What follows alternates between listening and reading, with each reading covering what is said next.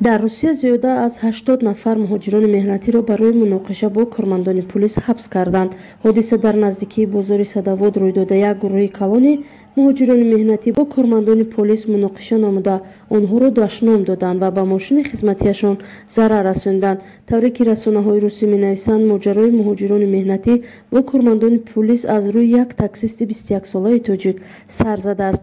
тавре ки расонаҳои русӣ аз ҷумла Медуза дар такя бо вазорати корҳои дохилии Русия навиштааст, милитсионери минтақавӣ хостааст ҳуҷҷатҳои ронандаи Соҳроб Юсупови 21-соларо тафтиш намояд, вале ронанда ба ин талаботи қонунӣ корманди мақомоти давлатӣ итоат накарда, аз ҷои ҳодиса фирор карданӣ шуда, корманди пулисро бо мошинаш ба масофаи чанд метр кашола кардааст.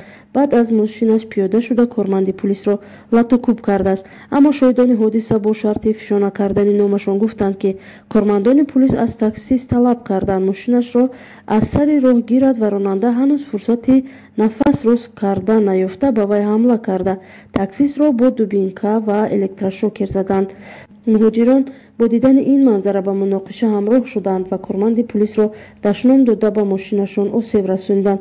кормандони пулис 2 маротиба ба ҳавотирӣ кушода, баъдан амалиёти боздошти тамоми иштирокчиёни ин моҷароро шурӯъ намуданд. дар пайи ин ҳодиса зиёда аз 80 нафар муҳоҷирон боздошт шуданд.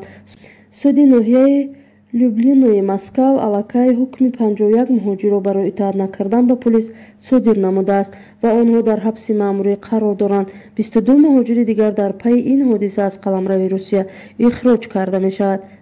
тақдири муҳоҷирони дигар ҳанӯз маълум нест.